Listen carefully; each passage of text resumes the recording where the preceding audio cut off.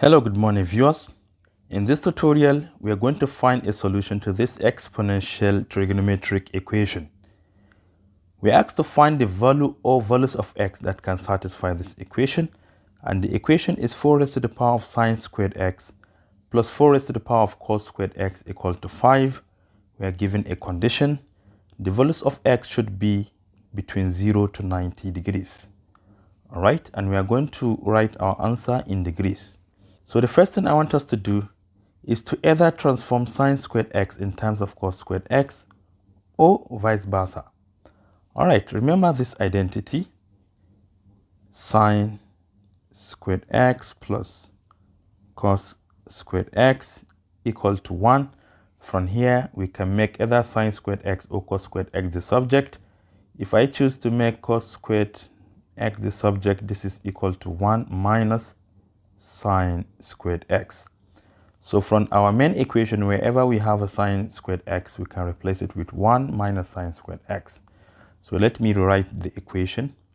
The equation now becomes 4 raised to the power of sine squared x plus we have 4 raised to the power of cos squared x here.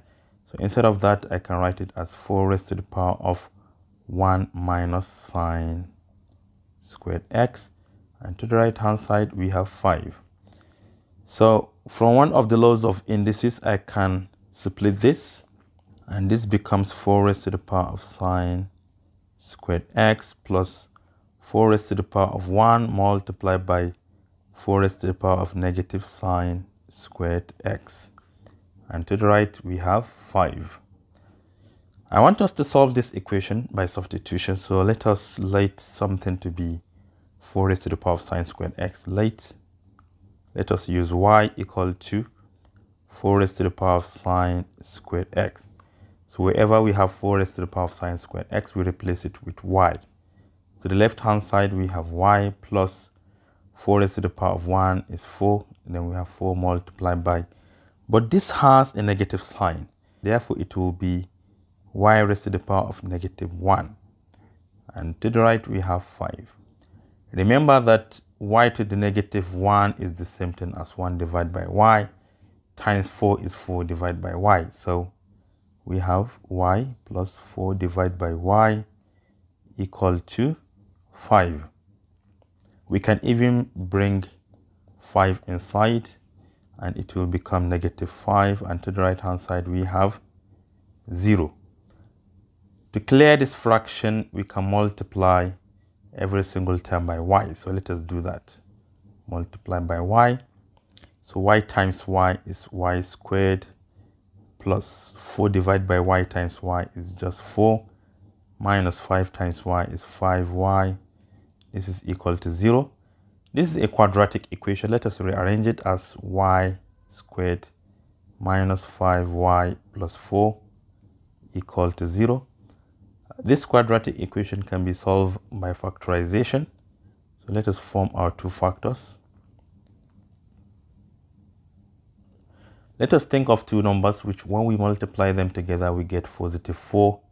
And when added up together, we get negative 5. The number should be negative 1 and negative 4. These are the two numbers you can multiply to get positive 4 and add to get negative 5. If you set each of these factors to be equal to 0, we have y either equal to positive 1 or positive 4. But initially, our equation was in terms of x, so we are going to do a back substitution because earlier we have let y to be equal to 4 raised to the power of sine squared x. So let us do a back substitution here. 4 raised to the power of sine squared x is equal to y, but we have two values of y. Let me start with y equal to 1.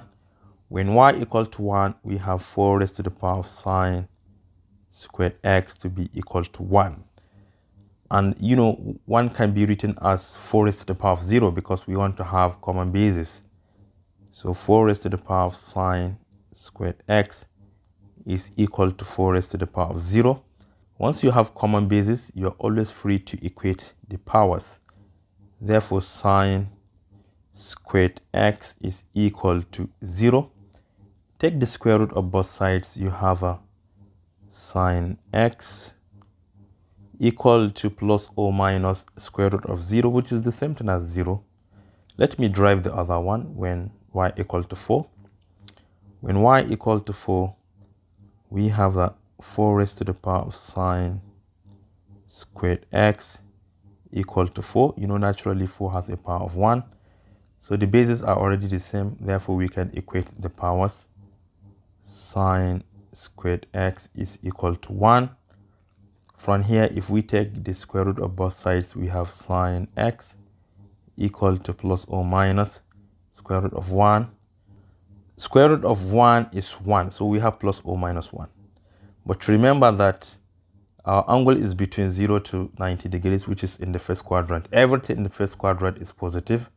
So we consider sine x equal to 1. So how can we solve for x? There are two ways. I think you can use your calculator to take the sine inverse of both sides.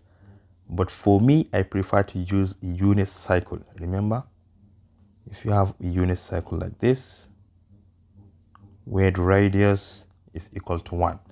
So along x-axis, this very point, the coordinate here is 1, 0, and the coordinate here is 0, 1. Okay, let us find out sine of what angle will give us 0. You know, sine depends on y-axis. This is when y is 0, and the angle there, remember, is 0. So at 0 degrees, we have sine 0 equal to 0. Therefore, here x is equal to 0 degrees. And when is sine of an angle equal to 1? That is at 90 degrees, because you can see y equal to 1 at that point. So therefore, x here is 90 degrees. There are other values, but we have some restriction that we want to solve it only from 0 degrees down to 90 degrees in this first quadrant. And therefore, our solutions are x equal to 0 and x equal to 90 degrees. And this is all I have for you today. Thank you for watching. Do share to your learning colleagues, and don't forget to subscribe to my YouTube channel.